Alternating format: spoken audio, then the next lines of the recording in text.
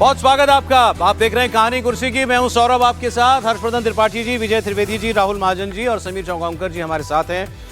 हमारे पड़ोस में इन दिनों बहुत उथल पुथल है। इधर पाकिस्तान है, ऊपर नेपाल में कुछ हुआ और बांग्लादेश एक बार फिर से जलने लगा है। बांग्लादेश में एक बार फिर से सड़कों पर आगजनी, पत्थरबाजी, सब कुछ हो रहा है। देखिए तस्वीरें, गाड़ियों में, मकानों में, दुकानों में तोड़ फोड़, आग लगाई जा रही है, बसें फूंकी जा रही हैं। सब कुछ जैसा पिछले साल हुआ था वहीं का वहीं पहुंच गया इस बार बांग्लादेश। फर्क सिर्फ इतना है, पहले शेख हसीना को हटाने के लिए ये सब हो रहा था, आज शेख हसीना को बचाने के लिए ये सब कुछ हो रहा है।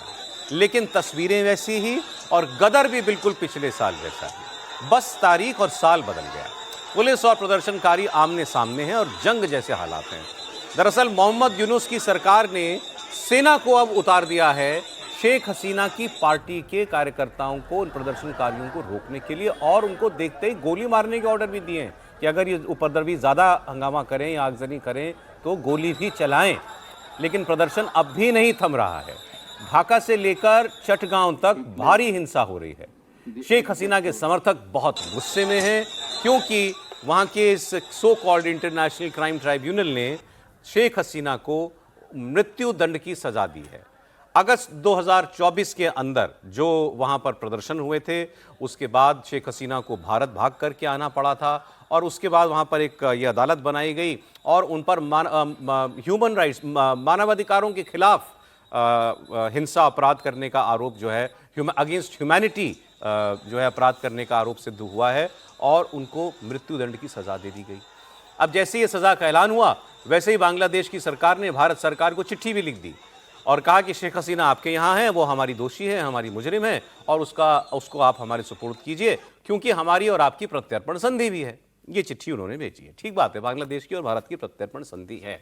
सरकार ने कहा है, भारत सरकार ने इसका जवाब दिया है। एक्चुअली भारत सरकार ने तो जो पहले ही ये फैसला आया था उसके बाद ही उन्होंने एक जवाब दे दिया था। उसके बाद ये उन्होंने शेख हसीना को सौंपने का अलग से चिट्ठी लिखी है बांग्लादेश ने। अभी उसका उत्तर नहीं दिया भारत ने। भारत ने कहा है कि हम बांग्लादेश में शांति चाहते हैं और हम चाहते हैं कि वहाँ पर हम सारे स्टेक होल्डर से बात करें।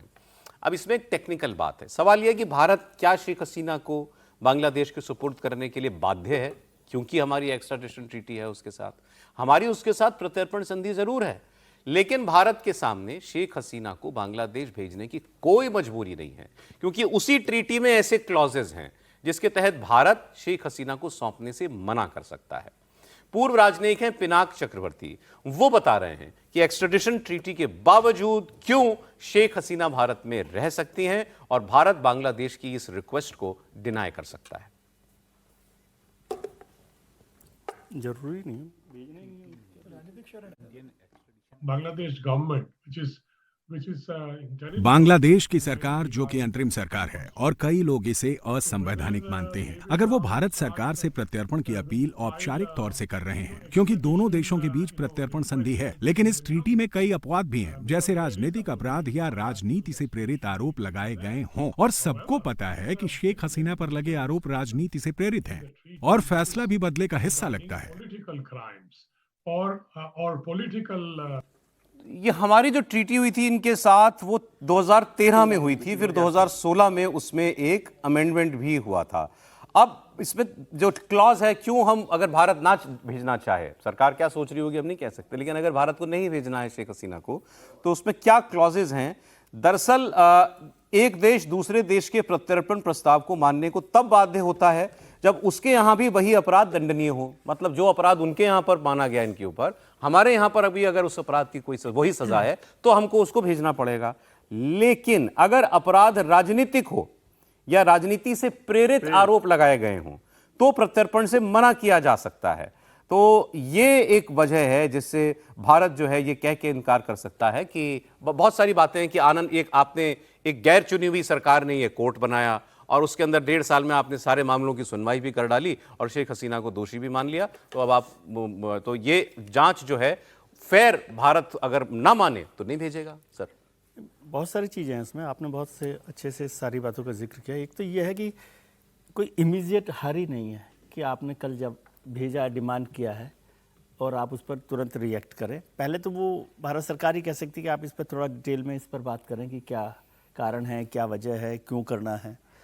दूसरा, जो आपके पास पॉलिटिकल लीडर हैं, वो तो प्राइम मिनिस्टर रही हैं फॉर्मर, तो वो उनको पॉलिटिकल कारणों के, भाई पॉलिटिकल वेंडेटा से ऐसा किया गया है, इसको आप ठीक से बताएं कि क्या किया गया है। और मान लीजिए इस सब के बाद भी ऐसा दबाव बनता हो कि करना ही पड़े, तो वो उनको असाइलम भी दे सकती है गवर्नमेंट। तो जब असाइलम दे देगी तो अभी इनकी असाइलम नहीं है, अभी केवल रुके हुई हैं यहाँ पर।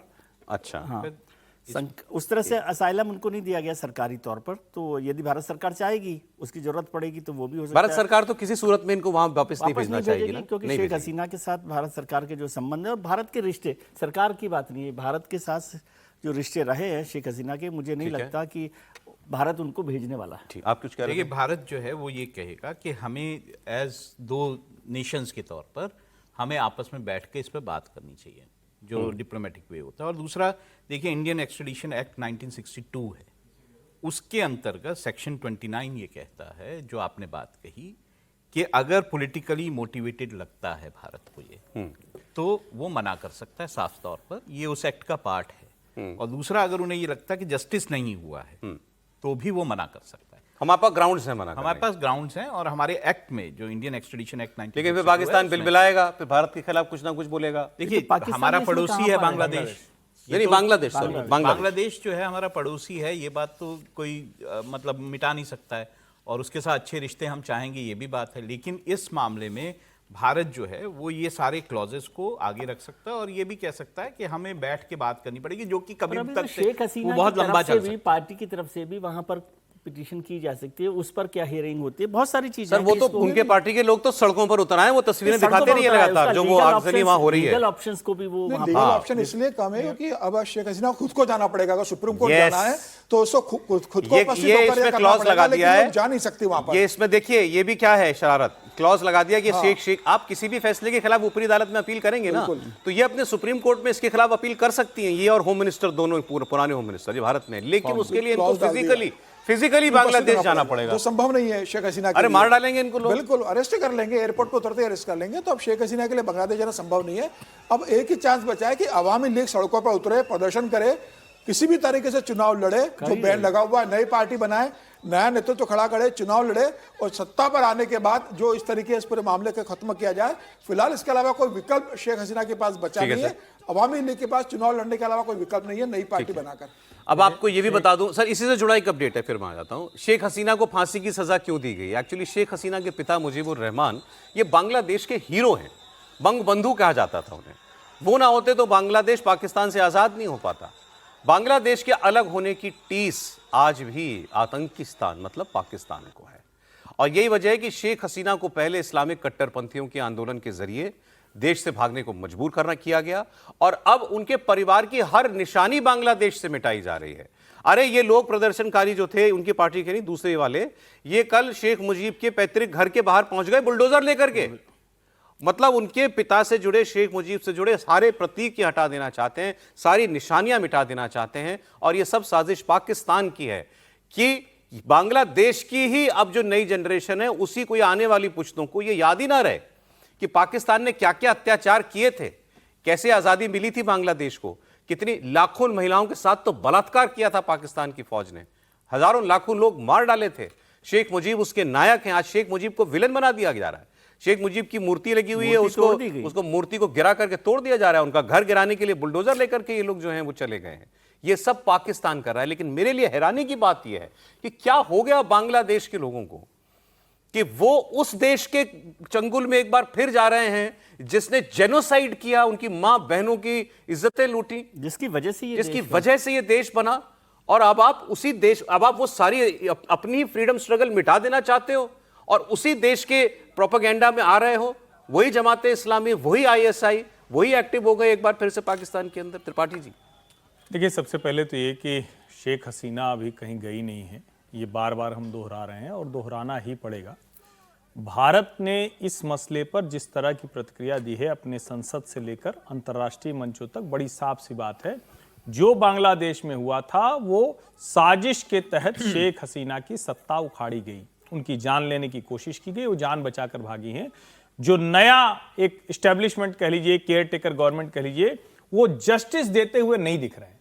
और जो आर्टिकल 8 या उसमें उसी में है जो 2016 में प्रत्यर्पण वाला किया गया, उसी में साफ साफ है कि अगर हमें लगेगा कि उस देश में न्याय मिलने की स्थिति नहीं है तो हम उसको नहीं भेजेंगे। क्योंकि ये हम कैसे कह सकते हैं कि आप जाइए और वहां पे आपको लोग मार डालेंगे, ये हम नहीं कह सकते। भारत का तो सिद्धांत है। तो सबसे पहला तो ये। दूसरा, जो लोग ये मुजीबुर रहमान की निशानियां मिटा रहे हैं उनका डर समझिए आप। ये पाकिस्तान से, आईएसआई से, जमात के लोग, कट्टरपंथी लोग, इनको पता है कि शेख मुजीबुर रहमान की निशानियों के रहने का मतलब यह है कि वो जो पाकिस्तान के पंजाब वालों ने जिस तरह के अत्याचार किए थे उसकी कहानियां रोज याद आएंगी।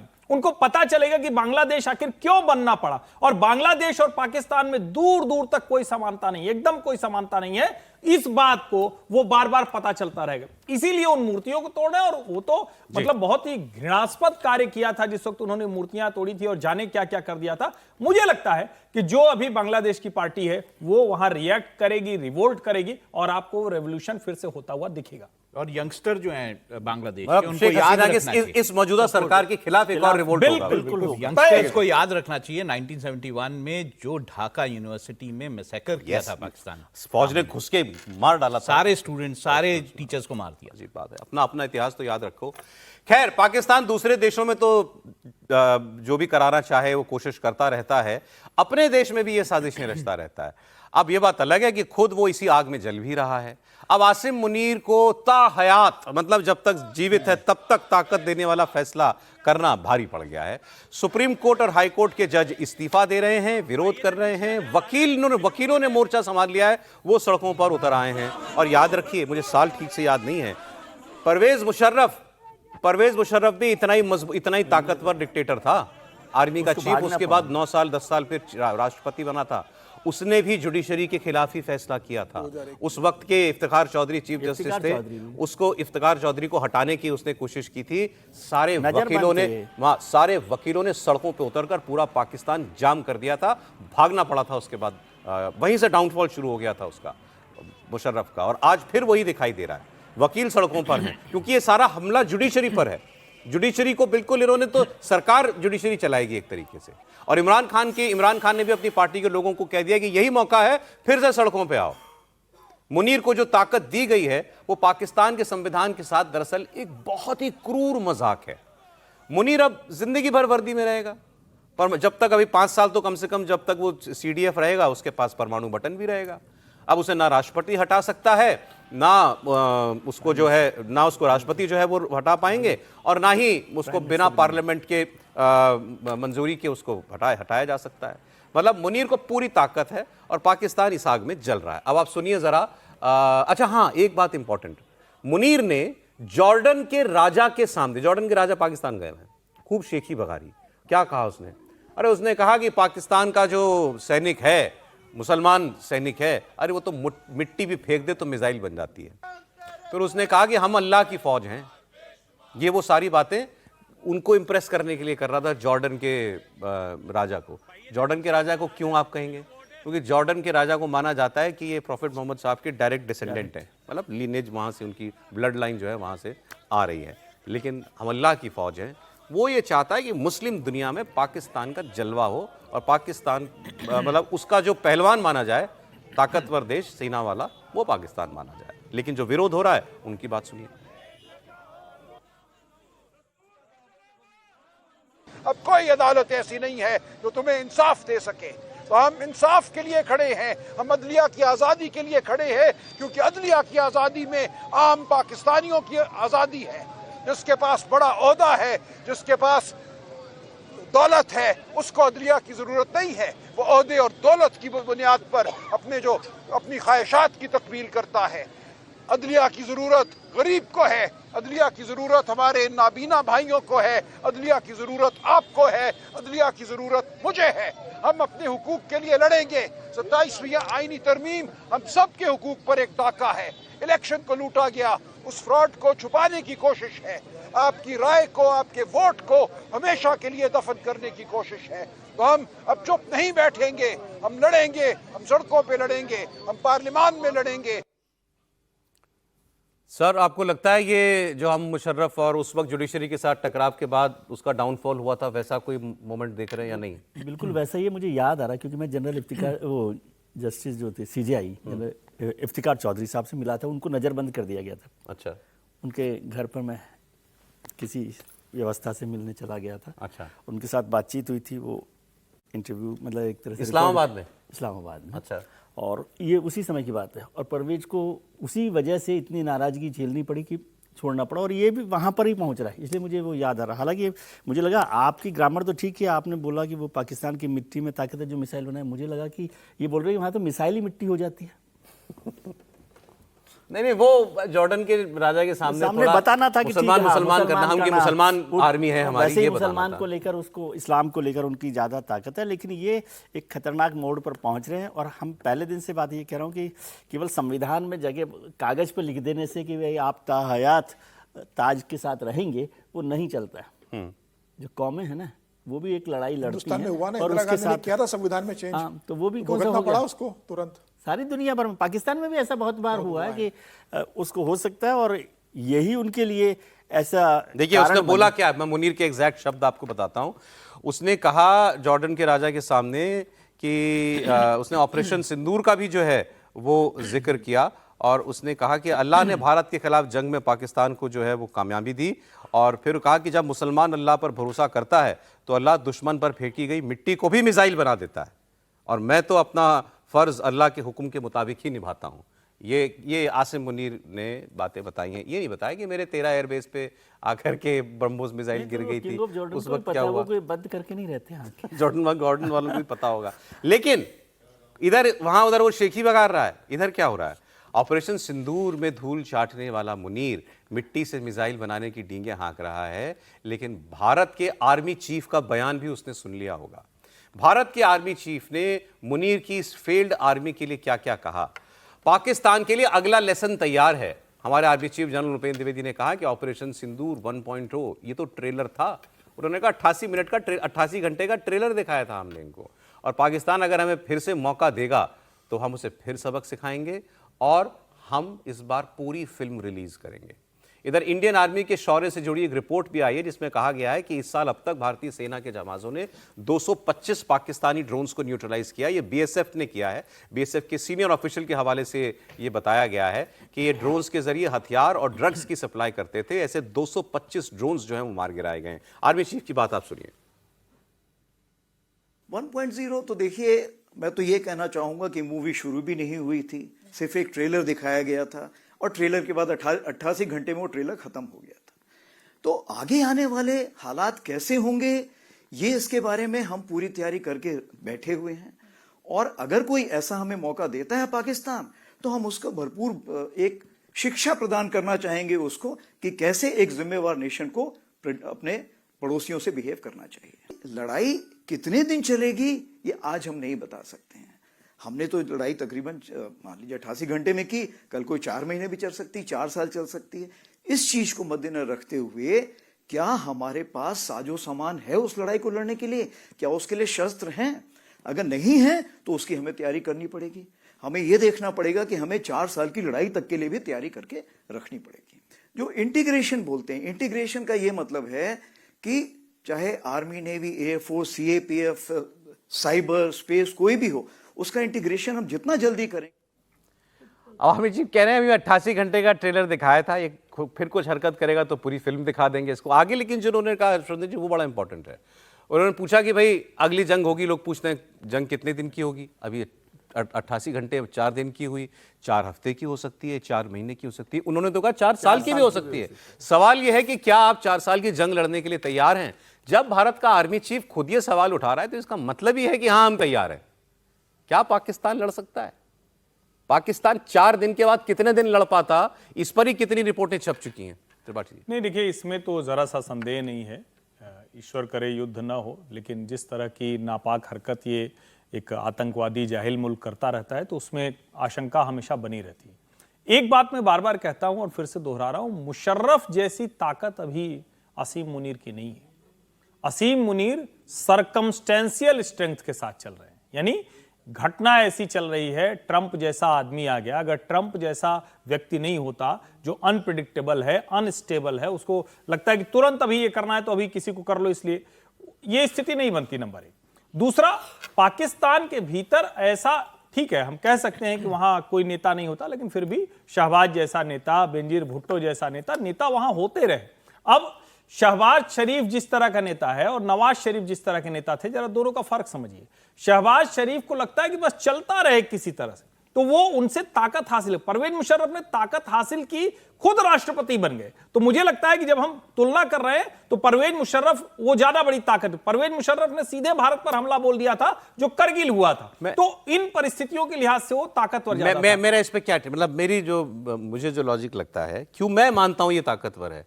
परवेज मुशर्रफ ने तो सीधा सीधा किया, हटाया, पदस्थ किया प्रधानमंत्री को और राष्ट्रपति बन गया। राष्ट्रपति बन गया और राष्ट्रपति बनने के बाद उसको आर्मी चीफ का पद छोड़ना पड़ा, क्योंकि आर्मी के अंदर से भी आवाज उठने लगी थी, भाई हमारा भी नंबर कब आएगा, उसको आर्मी चीफ छोड़ना पड़ा था पद।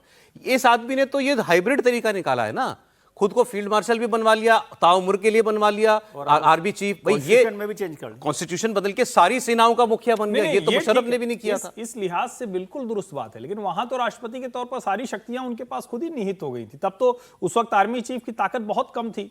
तो ठीक है, आज के संदर्भ में कहते हैं, लेकिन क्या असीम मुनीर कुछ करने की स्थिति में है ऐसा? उसकी सेना लगातार पिटती जा रही है। हम लोगों ने एक दिन और डिबेट की थी कि 1971 के बाद सबसे ज्यादा पिटने वाला, सबसे ज्यादा अपनी सेना को मरवाने वाला अगर कोई है तो वो असीम मुनीर है। मुझे लगता है ये भी पाकिस्तान के लोगों को बार बार सुनना चाहिए कि अभी कितने और पाकिस्तानियों की जान ये तुम्हारा फील्ड मार्शल लेने वाला है। मैं जल्दी से आपको सर एक खबर और बता के आता हूं। मैं कई मोर्चों पर घिरा हुआ पाकिस्तान, भारत के सामने तो कुछ करने की गुंजाइश नहीं है। वहां इसको टीटीपी, तहरीक तालिबान पाकिस्तान, टीएलपी लब्बैक वाले जो हैं, बीएलए बलोच वाले, सब मिलके पीट रहे हैं और मुनीर की सेना जान बचाने के लिए भाग रही है। अफगानिस्तान के डिप्टी पीएम अब्दुल गनी बरादर ने तो एक ऐसी बात कह दी कि पाकिस्तान वाले सोच रहे होंगे कहां फंस गए यार। उन्होंने कहा कि ये पाकिस्तान और अफगानिस्तान के बीच जो ड्यूरेंट लाइन है, ये इसकी ड्यूरेंट लाइन की रट ना लगाए पाकिस्तान, ये इमेजिनरी लाइन है। ये कौन कह रहा है? अफगानिस्तान का डिप्टी प्राइम मिनिस्टर। फिर आगे उन्होंने कहा कि वो दिन ज्यादा दूर नहीं जब इस लाइन के दूसरी तरफ की जमीन भी अफगानिस्तान की होगी। दरअसल अफगानिस्तान पाकिस्तान की नाक में दम करके रखे हुए है और पाकिस्तान ने सोचा था ट्रेड बंद कर देंगे, अफगानिस्तान परेशान हो जाएगा, उल्टा हो गया। अफगानिस्तान ने ट्रेड बंद कर दिया, इन्होंने गेट खोल दिए। उन्होंने कहा तुमसे हमारा कोई मतलब ही नहीं। फल, सब्जियां, इनके दाम जो हैं आसमान को इस वक्त जो हैं वो छू रहे हैं। और उसने, जो इनके डिप्टी प्राइम मिनिस्टर है, उन्होंने एक बात और बड़ी इंपॉर्टेंट कही है राहुल जी। उन्होंने ये कहा कि अरे तुम अभी हमने सोवियत को हरा दिया, अमेरिका को हरा दिया, तुम कौन हो? फिर उसके बाद उन्होंने दूसरी बात कही, उन्होंने कहा कि हमारे लड़के तो हमारे, मतलब वो तो पैदा ही इस काम के लिए हुए हैं, तुम तो तैयार करते हो लोगों को लड़ने के लिए, हमारा तो पैदाइशी लड़ाका होता है। और उसने जिंदगी भर यही किया है। वो तो बोर हो रहा होगा अभी कि लड़ाई क्यों नहीं हो रही। लड़ाके अफगानिस्तान में ये माना जाता है कि जो वहाँ पे ट्राइबल सारी जो पॉपुलेशन है, जो अलग अलग जो है ट्राइब्स में बटी हुई है, वो हमेशा से लड़ाके रहे हैं और उनके लिए काम ही वो है। वो जब वो शांति में भी वो लड़ाई के लिए तैयार रहते हैं। तो दूसरी बात, आसिम मुनीर की जो बात हो रही थी वो बहुत इंपॉर्टेंट है। आसिम मुनीर बहुत पावरफुल इस वक्त हैं। देखिए, पाकिस्तान में जितने लोग भी पाकिस्तान को जानते हैं, वहाँ पे होके आए हैं, वो ये मानते हैं कि वहाँ पर आर्मी ही सब कुछ है। एयरफोर्स और नेवी जो है वो बहुत, ऐसा नहीं था कि उनकी बहुत चलती, वो बहुत सपोर्ट रोल में है। अब इसने सब कुछ ले लिया है। आर्मी को भी, आर्मी के जरिए उसने नेवी भी ले लिया और एयरफोर्स को भी ले लिया। और जब तक उसके कमांडर्स उसके साथ हैं, जो आर्मी कमांडर्स उसके साथ हैं, तब तक आसिम मुनीर को कोई नहीं हिला पाए। सर, मैं ब्रेक का समय हो गया, लेकिन वो एक जल्दी से वो छोटी सी रिपोर्ट पाकिस्तान का हिस्सा है, वो दर्शकों को पता लगे क्या हालत है इस वक्त अफगानिस्तान ने जो ट्रेड बंद किया है उसके बाद। सुना दीजिए एक बार। पाक अफगान सरहद तजारत के लिए बंद होने की वजह से चिन्योट में भी फलों की कीमतें आसमान से बातें कर रही हैं। मजीद बता रहे हैं गुलाम मुर्तजा। अफगान बॉर्डर जो है वो ट्रेड के लिए बंद होने के बायस चिन्योट में भी फ्रूट की कीमतें जो है वो आसमान से बातें कर रही हैं। अगर बात की जाए सुंदरखानी अंगूर की, तो 400 रुपए किलो में फरोख्त होने वाला सुंदरखानी अंगूर जो है उसकी कीमत इस वक्त 1500 रुपए किलो के करीब तक पहुंच चुकी है। इसी तरह से बदाना अनार भी चिन्योट में तकरीबन नायाब हो चुका है। दुकानदार हमारे साथ मौजूद है, हम इनसे बात करते हैं। जी बताइएगा कि इसकी क्या वजह है, क्यों नहीं मिल रहा है? अफगानिस्तान का जो उनसे बॉर्डर बंद है, इसकी वजह से नायाब होया हुआ है, अंगूर आ नहीं रहा है। जिन मालिकों के पास बड़ा वो अपनी रेट से बेच रहे हैं। 1000-1200 रुपए किलो तकरीबन हमारी मंडी की खरीदारी बढ़ी। बदाने अनार की बात करें, ये भी अफगानिस्तान था, ये सारे बॉर्डर बंद है, इसकी वजह से ना इसके रेट डबल हुए हुए हैं। तालिबान अब ये सौदा बहुत महंगा पड़ेगा पाकिस्तान को। तालिबान को से दुश्मनी जो है मोल लेने का, उसका ट्रेलर आपने देख ही लिया। बाकी आर्मी चीफ कह चुके हैं, जरूरत पड़ी तो पूरी फिल्म दिखाएंगे। एक ब्रेक ले लेते हैं, ब्रेक के बाद कुछ सियासत की और खबरें हमारे यहाँ की। आजम खान को एक और मामले में जेल की सजा हो गई। अभी तो आए थे, 51 दिन ही हुए थे उनको बाहर आए हुए, और फिर एक बार उनको जेल जाना पड़ा। इस बार किस मामले में, इसकी बात एक ब्रेक के बाद।